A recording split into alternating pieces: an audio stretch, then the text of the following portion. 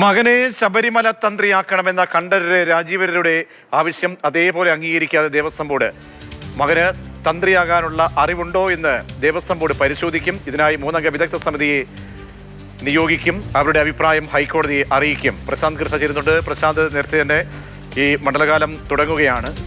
അപ്പോൾ കത്ത് രാജീവരുടെ ദേവസ്വം ബോർഡിന് മുൻപിലുണ്ട്. അപ്പോൾ ഇതിലൊരു തീരുമാനമെടുക്കേണ്ടത് പല പരിശോധനകളും താന്ത്രിക വിദ്യ അടക്കം ജ്ഞാനമുണ്ടോ തുടങ്ങിയ കാര്യങ്ങളൊക്കെ സ്വാഭാവികമായും പരിശോധിക്കേണ്ടി വരും. ഇപ്പോൾ ബോർഡ് എടുത്തിരിക്കുന്ന തീരുമാനം എന്താണ്? ബോർഡിന് നേരത്തെ എതിർപ്പില്ല എന്ന് ദേവസ്വം ബോർഡ് പ്രസിഡന്റ് അറിയിച്ചുവെങ്കിലും ഇക്കാര്യത്തിലൊരു പരിശോധന അതെങ്ങനെ സാധ്യമാക്കാനാണ് ഇപ്പോൾ തീരുമാനം? പ്രജീഷ്, ഈ കത്ത് കണ്ഠരര് രാജീവരുടെ കത്ത് ദേവസ്വം ബോർഡിന് മുൻപാകെ ലഭിച്ചു. തൻ്റെ മകൻ ബ്രഹ്മദത്തിന് ഇത്തവണ ശബരിമല തന്ത്രിയാക്കണം, കാരണം തൻ്റെ ഊഴമാണ് ഇത്തവണ. പക്ഷേ മകനെ ആക്കണമെന്നാണ് അദ്ദേഹം ആവശ്യപ്പെട്ടത്. പക്ഷേ ദേവസ്വം ബോർഡിന് വലിയ പ്രതിസന്ധി ഉണ്ടായി. കാരണം കണ്ഠരര് രാജീവർ ശബരിമല സ്വർണ്ണക്കൊള്ള കേസിൽ പ്രതിയാണ്. അപ്പോൾ അങ്ങനെ പ്രതിയാക്കപ്പെട്ട ഒരാൾ നൽകുന്ന നിർദ്ദേശം അതേപടി അംഗീകരിക്കണമോ എന്നതുകൊണ്ട് തന്നെ അതൊരു ദേവസ്വം ബോർഡിനെ പ്രതികൂട്ടിലാക്കും, അല്ലെങ്കിൽ ദേവസ്വം ബോർഡിനെ കുഴപ്പത്തിലാക്കും എന്നുള്ളത് കൊണ്ട് ഹൈക്കോടതിയുടെ അഭിപ്രായം ആരാഞ്ഞു. ഹൈക്കോടതി ഇതിൽ ദേവസ്വം ബോർഡിന് തീരുമാനമെടുക്കാമെന്ന് നിർദ്ദേശം നൽകി. അങ്ങനെയാണ് ഇന്നത്തെ ദേവസ്വം ബോർഡ് യോഗത്തിൽ ഈ വിഷയം അജണ്ടയായി വന്നത്. ഇന്നിപ്പോൾ ദേവസ്വം ബോർഡ് ഈ വിഷയം പരിഗണിച്ചു.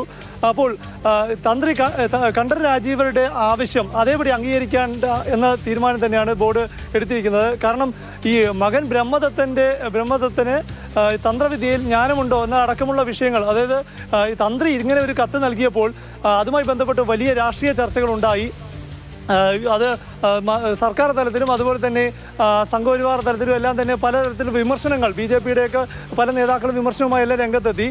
മന്ത്രിയുടെ തലത്തിലടക്കമുള്ള ദേവസ്വം മന്ത്രി അടക്കം പലതരത്തിലുള്ള അഭിപ്രായങ്ങൾ പ്രകടിപ്പിച്ചു. അപ്പോൾ ഈ വിഷയത്തിൽ തന്ത്രിയുടെ കത്ത് അംഗീകരിച്ചുകൊണ്ട് ബ്രഹ്മദത്തിനെ ഇത്തവണ തന്ത്രിയാക്കി കഴിഞ്ഞാൽ ഇതുമായി ബന്ധപ്പെട്ട മറ്റ് ചർച്ചകൾ ഉണ്ടാകും. അപ്പോൾ ഇക്കാര്യത്തിൽ ബോർഡ് തീരുമാനിച്ചു, 3 അംഗ സമിതിയെ വയ്ക്കാൻ തീരുമാനിച്ചു. തന്ത്രിമാരടങ്ങുന്ന, അതായത് തന്ത്രവിദ്യയിൽ പരിജ്ഞാനമുള്ളവരടങ്ങുന്നതാണ് ഈ സമിതി. ഇവർ പരിശോധിക്കും.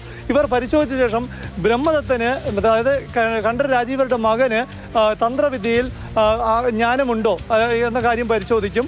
അത് പരിശോധിച്ച ശേഷം അവർ നൽകുന്ന റിപ്പോർട്ടിൻ്റെ അടിസ്ഥാനത്തിൽ ഹൈക്കോടതിയെ അറിയിക്കും. ഹൈക്കോടതിയെ അറിയിച്ച് തന്ത്രി കണ്ഠരര് രാജീവർ നിർദ്ദേശിച്ച മകന് ആവശ്യമായ പരിജ്ഞാനമുണ്ടോ ഇല്ലയോ എന്ന കാര്യം ആ റിപ്പോർട്ടിൽ എന്താണ് സൂചിപ്പിക്കുന്നത് അത് കോടതിയെ അറിയിച്ച് കോടതി നിർദ്ദേശിക്കുന്ന പ്രകാരം ഇക്കാര്യത്തിൽ തീരുമാനമെടുക്കാവുന്നതാണ്. ഏതായാലും ചിങ്ങമാസ പൂജയ്ക്ക് നട തുറക്കുന്ന സമയത്ത് പുതിയ തന്ത്രിയാണ് ശബരിമലയിൽ ഈ തന്ത്രവിദ്യകൾ കാര്യങ്ങൾ ചെയ്യേണ്ടത്. അതിനു മുൻപ് ഈ കാര്യങ്ങളെല്ലാം നടക്കേണ്ടതുണ്ട് എന്നതാണ്. അതുകൊണ്ടാണ് അടിയന്തരമായി തന്നെ ഇന്നിപ്പോൾ ഈ അജണ്ടയിൽ ഈ വിഷയം ഉൾപ്പെടുത്തി ഇതിൽ ഇങ്ങനെ ഒരു തീരുമാനം എടുത്തിരിക്കുന്നത്. ഏതായാലും ബോർഡ് സ്വന്തം നിലയിൽ ഒരു തീരുമാനമെടുത്ത് ബ്രഹ്മദത്തിനെ തന്ത്രിയാക്കാനുള്ള തീരുമാനമെടുത്താൽ അത് കൂടുതൽ വിമർശനങ്ങൾക്കും ചർച്ചകൾക്കും വഴിവെക്കും എന്നുള്ളത് കൊണ്ട് ഇങ്ങനൊരു നടപടി സ്വീകരിക്കുകയായിരുന്നു. മകനെ തന്ത്രിയാക്കണമെന്ന കണ്ഠരര് രാജീവരുടെ ആവശ്യത്തിലാണ് ഇപ്പോൾ ഒരു സമിതിയെ നിയോഗിച്ച് താന്ത്രിക ജ്ഞാനം ഉണ്ടോ എന്ന പരിശോധനയിലേക്ക് പോകുന്നത്. പ്രശാന്ത് കൃഷ്ണയാണ് വിവരങ്ങൾ നൽകിയത്.